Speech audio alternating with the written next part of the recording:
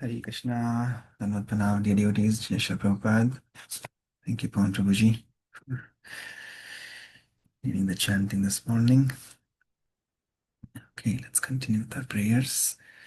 Vandeham Shri Guru Shri Yutapada Kamalam Shri Gurun Vaishnavamscha Shri Rupam Sagrajatam Sahagana Raghunathanvitam Tam Sachivam Sadvaitam Savadhutam Parijana Sahitam Krishna Chaitanya Devam Shri Radha Krishna Padan Sahagana Lalita Shri Vishakhanvitam Sha Nama Om Vishnupadaya Krishna Prishtaya Bhutale Shrimate Bhaktivedanta Swaminate Namine Namaste Saraswate Deve Gauravani Pracharine Nirvishesha Shunyavadi Paschatya Deshatarine Jai Shri Krishna Chaitanya Prabhu Nityananda Shri Advaita Gadadhar Shrivas Adi Gaur Bhakta Vrinda Hare Krishna Krishna Krishna Hare Hare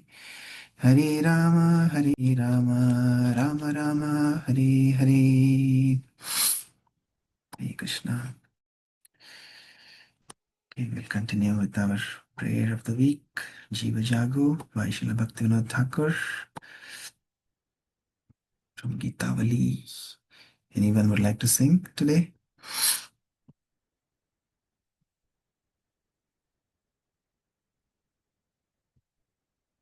Okay, I will continue then. जीव जागो गौरा चंद बोले जीव जागो गौरा चंद बोले कोता निद्रा जाओ माया पिशाचीर कोले जीव जागो गौरा चंद बोले भजी बोलिया ऐसे संसार भीतरे भूलिया रोहिले तुम्ही अविद्यार भरे তোমারি লইতে আমি হইনু অবতার আমি বিনা বন্ধু আর কে আছে তোমার এনেছি ঔষধি মায়া নাশিবার লাগি हरि नाम महामंत्र लाओ तुमी मागी भक्ति विनोद प्रभु चरणे पड़िया से हरि नाम मंत्र लोई लो मागिया जीव जागो गौरा चंद बोले कोता निद्रा जाओ माया पिशाचीर कोले हरे कृष्णा कृष्ण कृष्ण हरे हरे हरे राम राम राम हरे हरे शरणोदय कीर्तन की जय श्री भक्तिविनोद ठाकुर की जय श्रीमद् गुरु श्री प्रभुपाद की जय Anyone would like to read the translation?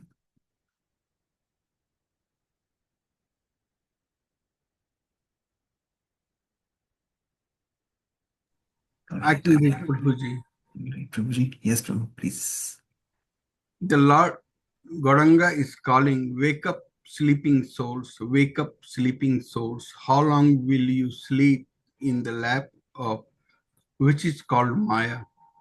You have forgotten the way of devotional service and are lost in the world of birth and death. I have descended just to save you. Other than myself, you have no friends in this world. I have brought the medicine that will wipe out the disease of illusion from which you are suffering.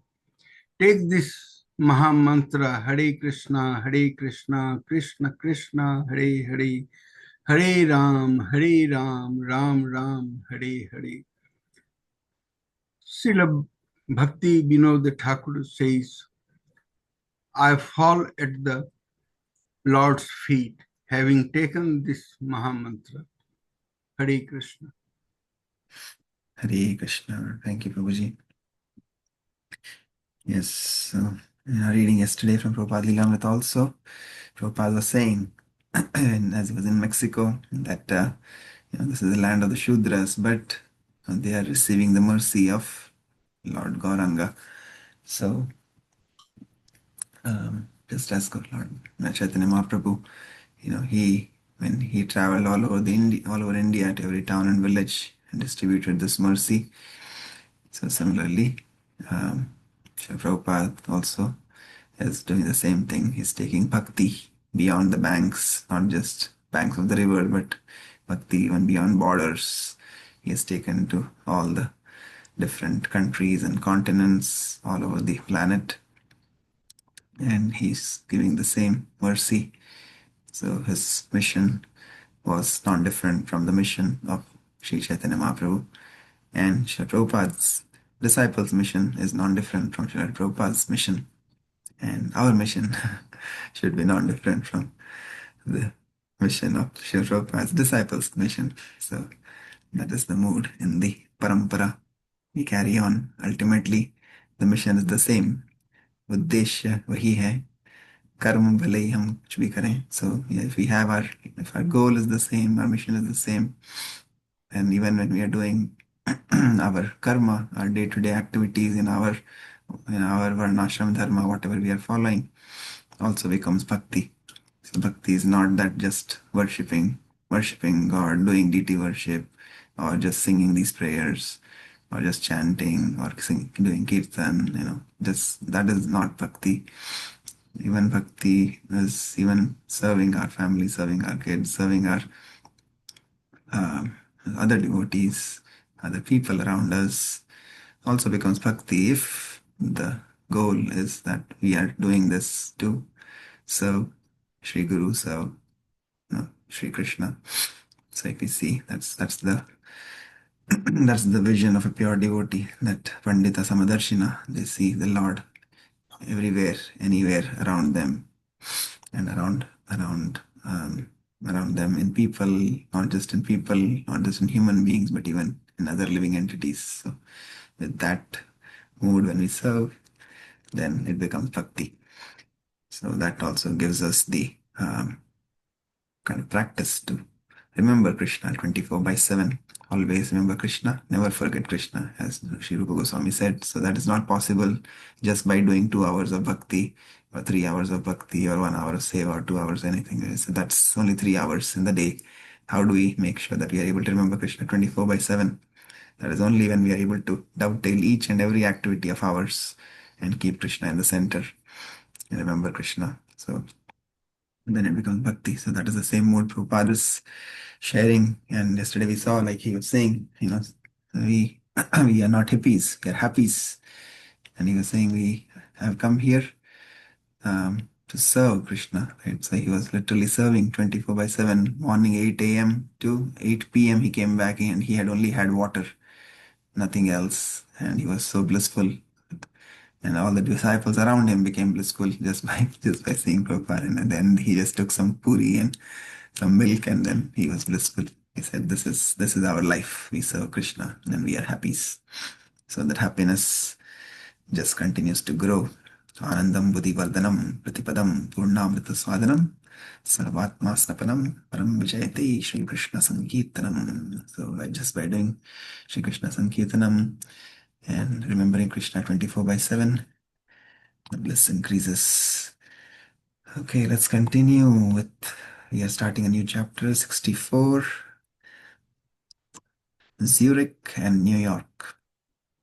April 1973. Srila Prabhupada was staying in Bombay. Besides his own preaching and his translating of Srimad Bhagavatam, he was also pursuing the long, drawn out case to secure the land at Juhu Beach. It was a time in his life that he spent mostly in India, with frequent trips to the West. The Krishna consciousness movement was growing rapidly under Srila Prabhupada's direct supervision, and his visits inspired devotees in ISKCON centers around the world.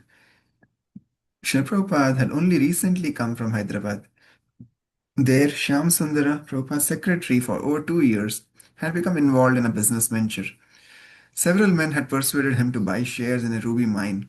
Shyam Sundar had begun digging up rough corundum to bring back to the west and sift for the valuable clear rubies. When devotees asked Prabhupada what he thought of Shyam Sundar's new business, Prabhupada replied, "If he wants to do it, let him do it."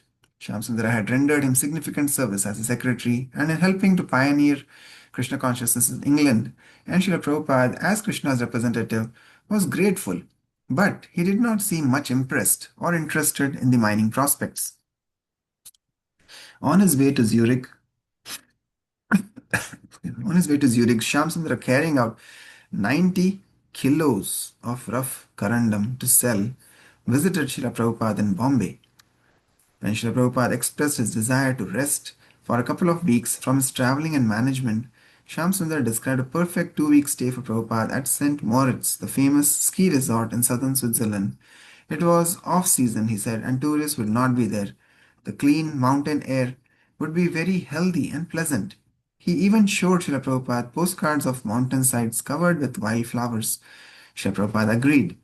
But then, but when they arrived in Switzerland, it was as cold as winter.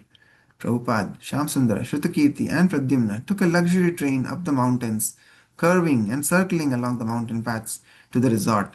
Sri Prabhupada's servant, Shrutakirti, watched out the window, remarking at the beauty of the snow and mountain peaks. Everything was white. Prabhupada was silent, but finally asked, "What do they call this place?"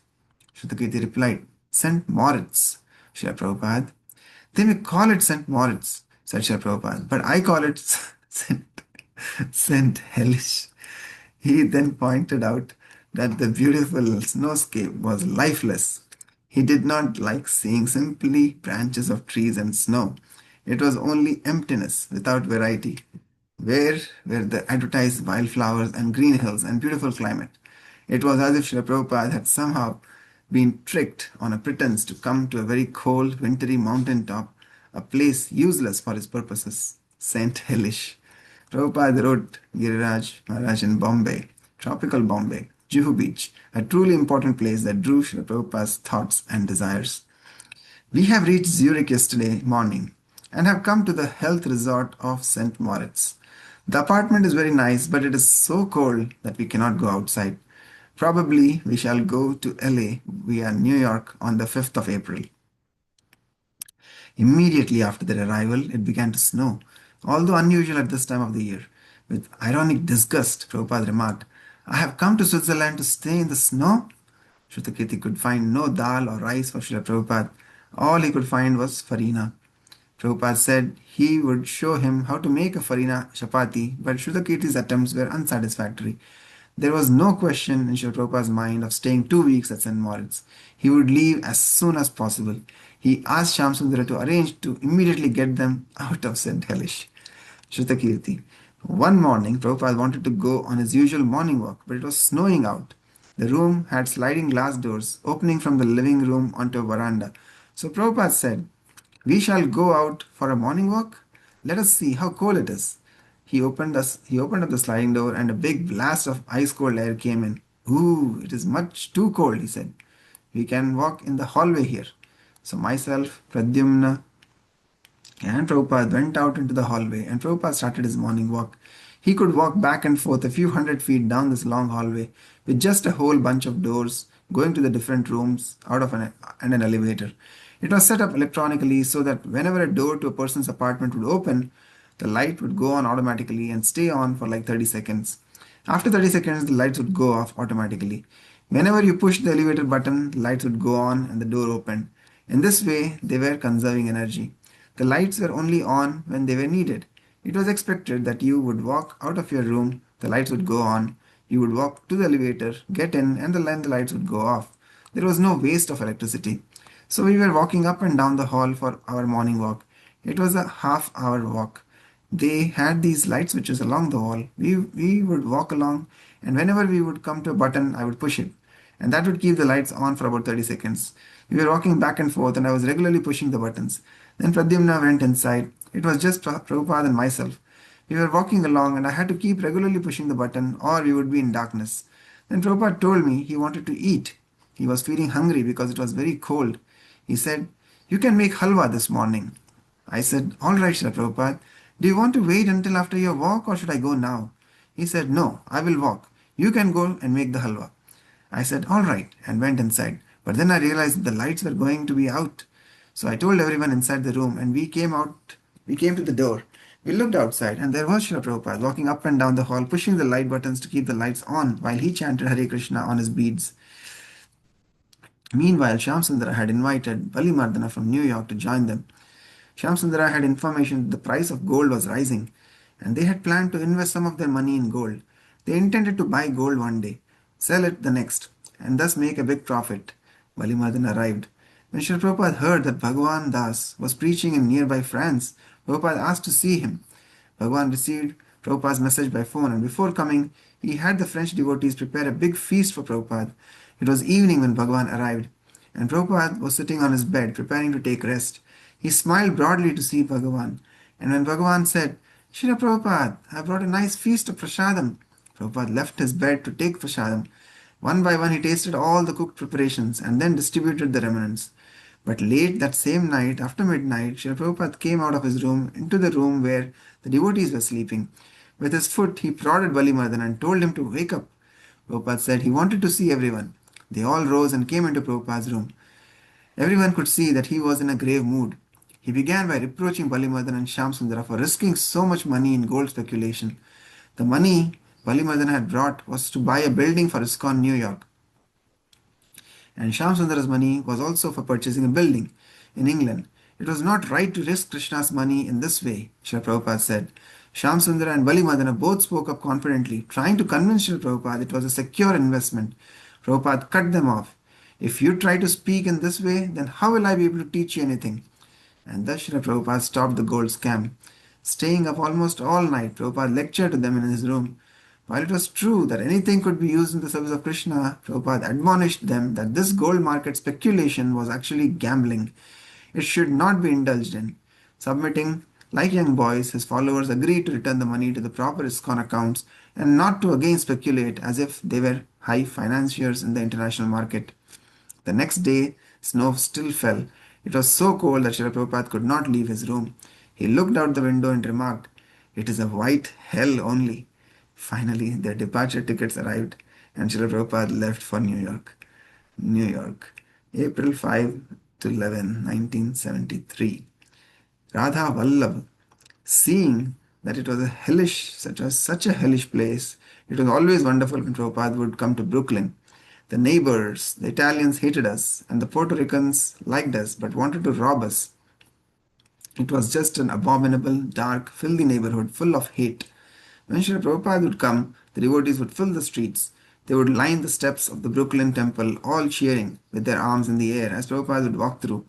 He was always pleased to come to Brooklyn, to see all the devotees in that horrible place, to see the press, and to see the new paintings.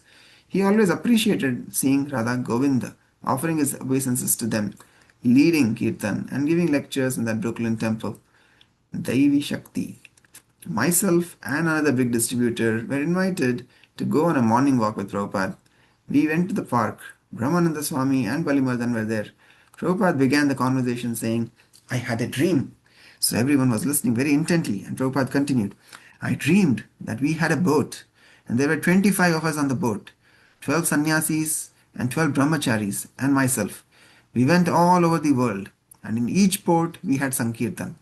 When Prabhupada described the ecstatic dream, Balimardhan and Brahmananda Swami both began telling Prabhupada about their boat experiences. They said they were boatmen and would try to help Prabhupada, and he was pleased to hear it.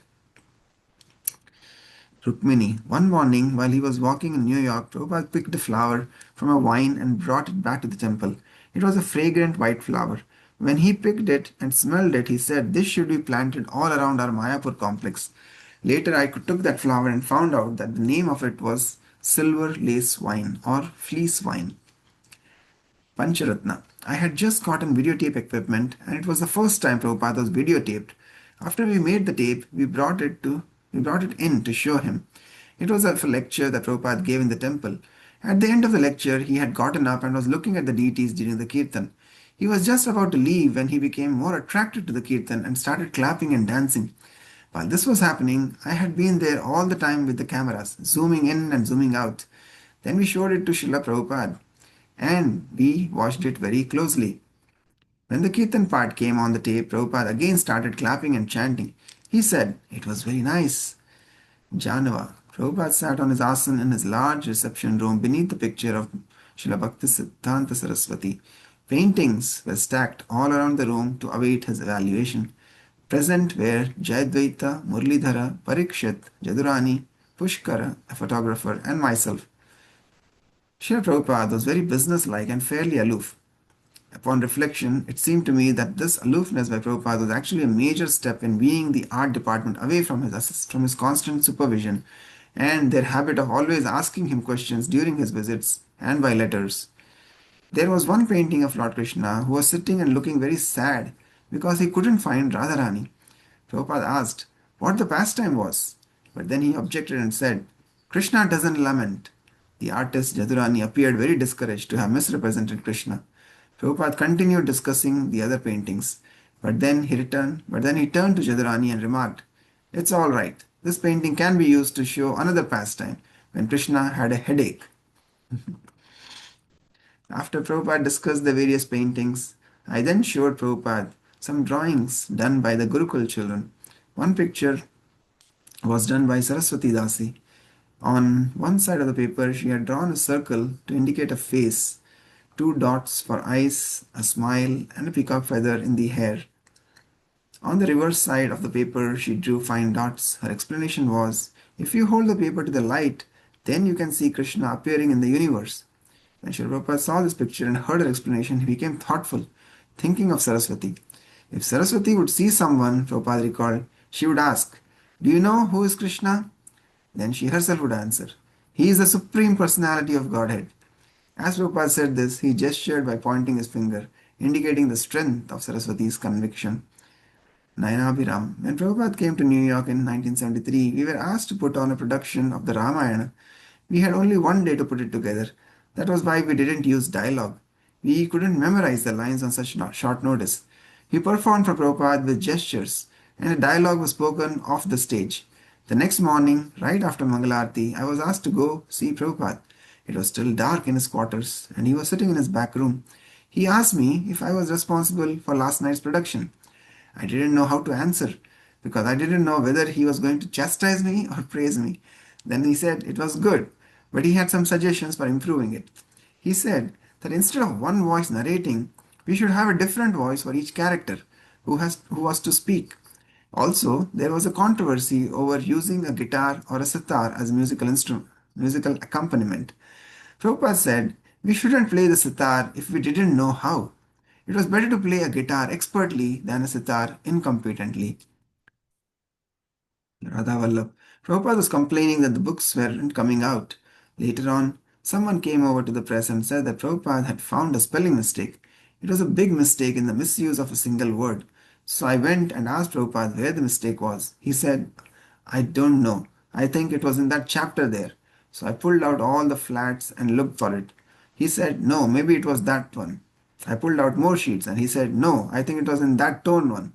Then after I had pulled out all the sheets, he said, "Never mind, just print it." At that point, I could see that was Prabhupada's attitude towards his books. I could see he wasn't satisfied that we spent so much time trying to fix all the spelling and composing errors. In this case, he wanted to get the book out, even if it meant later he had to correct the mistake. Balwanta. I was in Atlanta and we had just done political preaching by running for mayor of the city. Prabhupada called me to come to New York and see him. When I went into his room, he wanted to talk politics. He had different arguments. He said, "So what do they say?" I said, "Prabhupada, they say it is not practical. Our program is not practical." Prabhupada said, "It is not practical because they will not take to it. Otherwise, it is practical. It is the only solution." Prabhupada said the rascals would not take it, and yet, if they did it, it would solve all their problems. He said, "We have no complicated political program, only one program. Our program is chant Hare Krishna. That's all. And if the people will meet together regularly and chant Hare Krishna, they will be successful." I would give Prabhupada all the arguments I had received, and he would always defeat them. Hare Krishna. He would always defeat them. And just by only chanting Hare Krishna, that is the solution. So, yeah, it is wherever we are, whether it is heaven or hell, there may always be opposition. Like Prabhupada went in Switzerland, Zurich, and St. Moritz became St. Hellish. And there also he's continuing to chant Hare Krishna. It doesn't matter whether it's inside the house or outside in the hallway. No matter what the conditions are, you continue to chant and have devotees regularly meet and chant together. And yeah, and all these wonderful reflections by his disciples when he comes to New York again. I'm just remembering, yeah, this the drama. I think when we also do, we usually have the kids record their voices, and then we are playing those voices in the background as they are performing on the stage. Even for adults drama, that's how we do now. So that correlates with what Prabhupada is saying. Again, instead of one person narrating everything, it is everybody has their own voice, and we record them, pre-record them, and then we have them perform, focus on the act during the drama. So that's nice. What else? So many nice things. Prabhupada is again trying to show that how important these books are, and they have to be printed in time so that the world can be flooded with Krishna conscious literature and people can get benefited. Like he used to say again and again, even if they read just one shloka, one page, one word, even one sentence, if you are able to read, I'm sure that will change your life. Hare Krishna, Prabhuji. Hare Krishna, Mataji. As we were reading this, so there's something that came to my mind that one person at the age of 70 years old ventures out to a foreign land, unknown, everything is unknown to that person. How did that person ended up making millions of disciples? So there was a story I was reading a few days back, and it was about the leadership. So I just wanted to share that if it's okay. It's going to take a couple minutes. Yes, please go ahead. Yeah. So the story, as I'm reading Ramayana, so there's a story about the difference between the leadership of Ravana and the leadership of Ram. So what Ravana was using was the tactic of use and throw. He was using his soldiers, and at the end of the day, he would tell his alive soldiers to bury those or throw those corpses so deep down in the ocean that the monkeys won't know how many people they have killed. So it will demotivate them, like, oh, we have done nothing today. So he was using those people. He was merely using them as an instrument to win a war against Rama and just throwing them away. Whereas Ravana, he was new to the monkeys. Monkeys didn't know that. Sugriv was their new leader as well. So why did monkeys follow him so much? Because Rama showed compassion. During the day he would fight like a vigorous fighter alongside with them, and at the night when there were dead bodies, he would sit with them and do the last rites and grieve with them for their loved ones. that created compassion. So that is a difference of the leadership. So when I was reading today, that when you were reading this, so that's what reminded me of that. Prabhupada didn't just want to create disciples. He was more focused on liberating these souls. He was compassionate towards each and everyone. And that compassion has trickled down to us. Monkeys only had faith in their leaders like Sugriva or Hanuman or Angad, who were there. They just believed in their leaders, which created that ripple effect in all of them. And when they saw Rama doing and sitting with them at the end of the night and doing all these things, that's what put their more faith, that formed their faith more in Rama. That's why they stood by him so much. So I thought that was interesting, and just wanted to share that today. Thank you, Prabhuji. Mm. Thank you so much for sharing that wonderful pastime.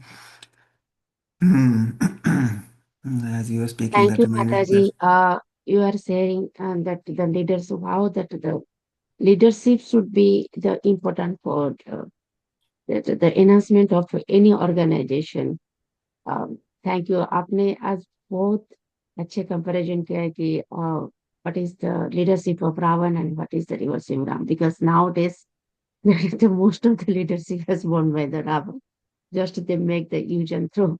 If you go any community or any organization, most of the organization are doing that to follow the Ravan instead of the Ram. Thank you very much, Mataji, and thank you, Prabhuji. Give the chance to Mataji to explain all these things. Thank you. Thank you. Yeah, I was reminded of a couple of pastimes from Ramayana as Mataji was speaking. So, and relating to what we read today, also it's like when how Prabhupada is chastising Shyam Sundar Prabhu and about when they're dealing in gold, speculating in gold market and bullion market, right, trading and all of that, and he's saying, and saying he calls them after midnight and chastises them. If you don't want to listen to me, then how can I correct you, right? So like that. Once like Narad Muni, since we talk, the headache pastime also reminded me of that drama that we did. So Narad Muni is always there in Lord's pastimes, right? So I remembered this pastime I'd heard in one of the kathas long ago, that Narad Muni actually, once he gets pride that that I have conquered over Maya, and then he goes to Mahadev, he goes to Shivji. He says, "Oh, do you know, I've conquered over Maya." And then Shivji says, "Oh, that's very nice.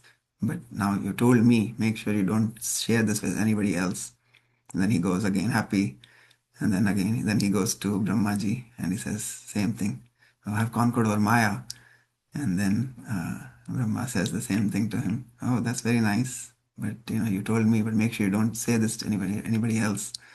Then then he goes to Vishnu and he says the same thing there also. And then of course Vishnu, as we know, he'll take his test. So then as soon as he leaves from there and he's walking, and suddenly he sees like a beautiful palace, and then he goes into the palace and he meets the king, and he sees he has a beautiful daughter. And then the king says, "Oh, Muni, while you are here, please can you look at the horoscope of my daughter? I want to get her married." And then looks, and then he says, "Oh, yeah, whoever she marries, that person will have a lot of riches. He will inherit this kingdom, and they will have very good time, very good life." And then he is thinking in his own mind, "Oh, how wonderful it will be if I can marry, and now I've conquered Maya and everything, so I can just marry. And anyway, I've not had any experience of Grihastha life, so I can do that." And then the king says, "Okay, yeah, they'll have this swayamvar where the princess will choose." So then he goes back to Vishnu and he says, "Can you give me," because he is in a Muni form. So he says, "Can you give me the form of yours, Lord, so that way, I can get married?" And then Vishnu again plays trick with him. He gives him this form, and sounds like his body, his hand, his feet, everything becomes like Vishnu, glowing and radiating. But there's a trick with the face. So, so he goes back, and then in the Swamvar, then the Swamvar, the princess is there. He goes in front of the princess. He's saying, "I'm sure she's going to garland me." And then the princess actually turns away from him. He's surprised. Oh, I have such a beautiful body and everything, and she's not garlanding me. Again, he goes back to the other end of the line where she's walking. Again, she comes, and again she turns away from him. And then he's really surprised, and others are also laughing at him. And then eventually, she garlands somebody else, and then he becomes so mad, and he goes, he's walking, or in that assembly, out of the assembly, he's walking back, and then uh, um, he meets Mahadev's Nandi, and Nandi also starts laughing. And then he's saying, "Oh, why are you laughing at me?" He becomes like when somebody is already upset and you laugh at somebody, it's only going to instigate that spark into more fire. So then Nandi shows him a mirror and says, "Look at you, who you are." And then actually his face, his face is a monkey's face. So the Lord played a trick. He gave him a monkey face. He gave him the whole body of Vishnu, but he gave the faces of a monkey. So then he gets really, really infuriated. He goes to Vishnu again and then he curses. He says, "What did you do? I asked you for a nice body and you gave me face of a monkey. I curse you." That you know, you'll be living in the association of monkeys, right? So that is where the curse came from. That Ram Bhagwan had to be take support from the monkeys during the abduction of Sita Maya. And since he didn't get the chance to marry that princess, he curses him again, that you will also suffer in the same separation, just like I'm suffering right now from that princess. Since I couldn't marry her, you will also suffer in the same thing. So that's how, again, Ram Bhagwan had to. So Ram Bhagwan finally Vishnu said, "Okay, before he gives me any other curse," he asks Yogamaya to leave him. But again, the point here is that Maya is so strong, so strong, so strong that even pure devotees, they're very, very cautious that you should never have that pride that I have conquered over Maya. Maya Adhyakshina Prakriti, right? As Lord says in Bhagavad Gita.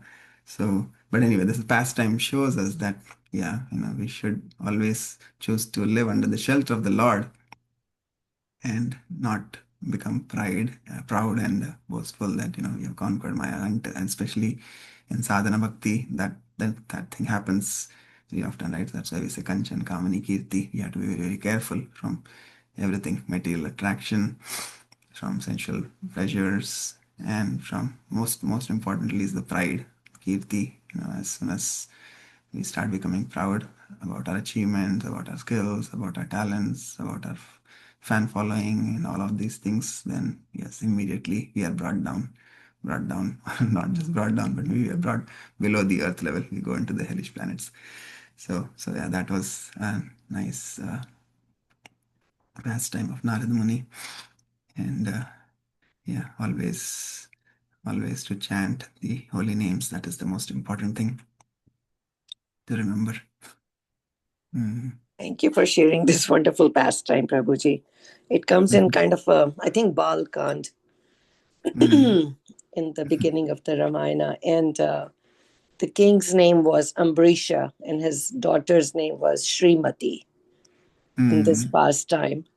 So, and then Narada does lament later on that why did I curse Ram to be, that he will suffer in the separation of his wife. So, yeah, it's beautiful. Thank you so much, Prabhuji, for leading these classes and sharing so much wisdom with us. This is amazing. Thank you. It's all mutual. Thank you for sharing. Your thought triggered my thought, so that shows we are all connected. Otherwise, ekaki amara nahi paya wala vinam sankirtane. So yes, it's all together. Thank you. Anybody else would like to say anything? Share anything? Okay. All right. So we'll pause here. Thank you so much for your wonderful association, reflection वाञ्छकल्पतरुभ्यश्च कृपा सिन्धुभ्येव च पतितानां पावनेभ्यो वैष्णवेभ्यो नमो नमः। अनंत कोटि वैष्णववृंद की जय। जगद्गुरु श्रील प्रभुपाद की जय। निताई गौर प्रेमानंदे। हरि हरि Hari बोल। Hari Bol. But Hare Hare Krishna, Thank you, Krishna. Prabhuji. Hare Krishna. Hare Krishna.